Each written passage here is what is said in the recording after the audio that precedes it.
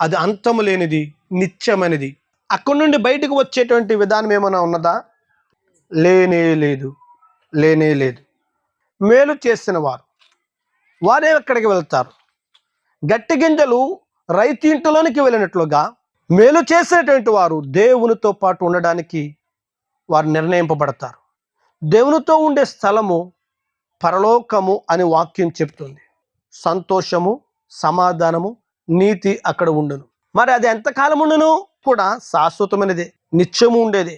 ఇటు యాతనకర స్థలమైన శాశ్వత కాలం అక్కడ ఉండిపోతాం, లేదా ఇటు పరలోక రాజ్య స్థలమైన అక్కడికి వెళ్ళిన వారైనా శాశ్వత కాలము ఉండిపోతారు.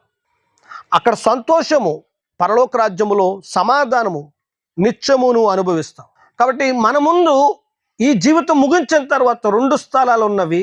2 స్థలాల పేర్లు ఏమనగా, 1 పరలోకము, 2 వేదనకరమైన స్థలము. ఈ 2 స్థలాలలోనికి ఓ మనుషుడా, నువ్వెవరైనా సరే తప్పకుండా నువ్వు కనుమూసిన తర్వాత ఏదో స్థలంలోనికి వెళ్ళవలసిందే. ఒక్కసారి నువ్వు ఇప్పుడే ఆలోచన చేయాలని తెలుసుకో, ఇప్పుడే గ్రహించి నిర్ణయం తీసుకోవాలి అని తెలుసుకో. ఎందుకంటే యాతనకరమైన స్థలంలోనికి వెళ్ళిన తర్వాత బయటికి రావడానికి కుదరదు. నాకున్న భారము సువార్త చాటుటకు